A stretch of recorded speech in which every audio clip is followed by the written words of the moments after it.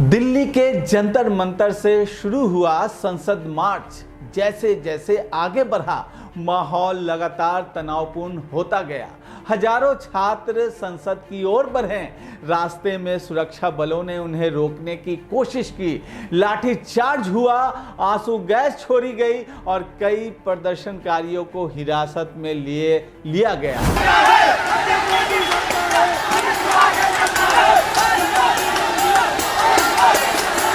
अब सबसे बड़ा सवाल है कि क्या सरकार दबाव में आ चुकी है?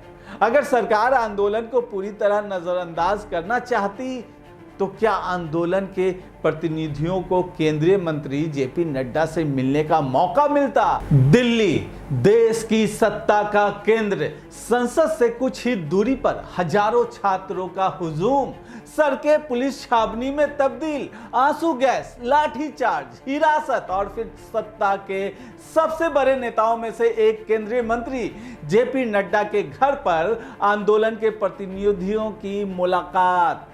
क्या यह सिर्फ एक छात्र आंदोलन है या आने वाले समय की राजनीति का नया अध्याय? क्या सरकार छात्रों की नाराजगी की गंभीरता समझ चुकी है या फिर यह सिर्फ बढ़ते दबाव को संभालने की कोशिश है? और सबसे बड़ा सवाल, क्या इस प्रदर्शन का असर सिर्फ आज तक सीमित रहेगा या ये देश की शिक्षा व्यवस्था और राजनीति दोनों को बदल सकता है? आज बात करेंगे संसद मार्च, छात्रों के गुस्से, सरकार की रणनीति और उस राजनीतिक संदेश की जो इस पूरे घटनाक्रम से निकलकर सामने आ रहा है।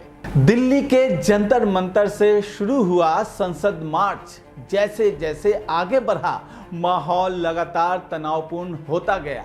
हजारों छात्र संसद की ओर बढ़े। रास्ते में सुरक्षा बलों ने उन्हें रोकने की कोशिश की, लाठीचार्ज हुआ, आंसू गैस छोड़ी गई और कई प्रदर्शनकारियों को हिरासत में लिया गया। इसी बीच आंदोलन के प्रतिनिधि सौरभ दास और आशुतोष रांका केंद्रीय मंत्री जेपी नड्डा से मिलने पहुंचे। करीब 2 घंटे इंतजार के बाद दोनों की लगभग 10 मिनट की मुलाकात हुई। प्रतिनिधियों ने अपनी मांगों का लिखित ज्ञापन सौंपा। उनका कहना है कि मंत्री ने इन मांगों पर आंतरिक चर्चा का भरोसा दिया। उधर आंदोलन के संस्थापक अभिजीत दिपके ने लगभग 50 घंटे बाद अपना अनशन समाप्त किया। अब समझते हैं 3 मांगे और उनका राजनीतिक मतलब क्या है।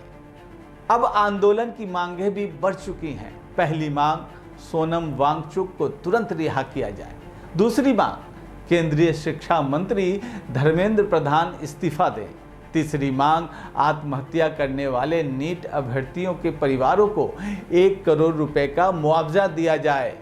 इन मांगों को देखें तो इनमें सिर्फ परीक्षा से जुड़ा मुद्दा नहीं है, बल्कि जवाबदेही, राजनीतिक जिम्मेदारी और पीड़ित परिवारों के लिए राहत, तीनों पहलू शामिल हैं। अब सबसे बड़ा सवाल है कि क्या सरकार दबाव में आ चुकी है? अगर सरकार आंदोलन को पूरी तरह नजरअंदाज करना चाहती तो क्या आंदोलन के प्रतिनिधियों को केंद्रीय मंत्री जेपी नड्डा से मिलने का मौका मिलता? इस मुलाकात को अलग अलग नजरिए से देखा जा सकता है। एक पक्ष कह सकता है कि सरकार संवाद का रास्ता खुला रखना चाहती है, दूसरा पक्ष इसे बढ़ते जन दबाव के बीच तनाव कम करने की कोशिश मान सकता है। सिर्फ मुलाकात हो जाना अपने आप में इस बात का प्रमाण नहीं है कि सरकार घबरा गई है। लोकतांत्रिक व्यवस्था में सरकारें कई बार विरोध कर रहे समूहों से बातचीत करती हैं ताकि हालात को समझा जा सके या समाधान तलाशा जा सके। लेकिन इतना जरूर कहा जा सकता है कि जब कोई आंदोलन राष्ट्रीय स्तर पर सुर्खियां बन जाए, संसद तक पहुंचने की कोशिश करे और व्यापक राजनीतिक चर्चा का विषय बन जाए, तब सरकार के लिए उसे पूरी तरह नजरअंदाज करना आसान नहीं रहता। अब अगला सवाल है, क्या ये सिर्फ छात्रों का आंदोलन है इस आंदोलन की सबसे बड़ी खासियत यह है कि ये केवल एक परीक्षा तक सीमित नहीं दिख रहा, ये छात्रों के भरोसे का सवाल बन चुका है। देश का युवा ये पूछ रहा है, अगर मेहनत के बाद भी परीक्षा व्यवस्था पर सवाल उठेंगे तो अगर पेपर लीक होंगे, अगर अनियमितताओं के आरोप लगेंगे तो मेहनत का मूल्य क्या रह जाएगा। यही वजह है कि इस आंदोलन को सिर्फ एक संगठन का प्रदर्शन नहीं, बल्कि शिक्षा व्यवस्था पर बढ़ती चिंता के रूप में भी देखा जा रहा है। अब सबसे महत्वपूर्ण सवाल, भविष्य में इसका क्या असर पड़ सकता है। अगर यह आंदोलन लंबा चलता है तो इसके कई संभावित प्रभाव हो सकते हैं। सबसे पहले, सरकार पर परीक्षा प्रणाली को और मजबूत बनाने का दबाव बढ़ सकता है। दूसरा, राष्ट्रीय परीक्षा एजेंसियों और भर्ती प्रक्रियाओं में अधिक पारदर्शिता की मांग तेज हो सकती है। तीसरा, राजनीतिक दल युवाओं और छात्रों के मुद्दों को अपने चुनावी एजेंडों में अधिक प्रमुखता से शामिल कर सकते हैं। चौथा, अगर छात्रों को लगे कि उनकी आवाज़ संगठित होकर असर डाल सकती है तो भविष्य में शिक्षा और रोजगार से जुड़े मुद्दों पर बड़े पैमाने पर छात्र आंदोलन देखने को मिल सकते हैं। भारत की राजनीति में छात्र आंदोलनों का लंबा इतिहास रहा है। कई बार विश्वविद्यालयों से उठी आवाजें राष्ट्रीय राजनीति तक पहुंची हैं। ऐसे में यदि शिक्षा और रोजगार के सवाल लगातार बने रहते हैं तो ये मुद्दा आने वाले चुनाव में और राजनीतिक विमर्श में भी महत्वपूर्ण स्थान पा सकता है। हालांकि इसका वास्तविक राजनीतिक प्रभाव इस बात पर निर्भर करेगा कि सरकार आगे क्या कदम उठाती है और आंदोलन किस दिशा में आगे बढ़ता है।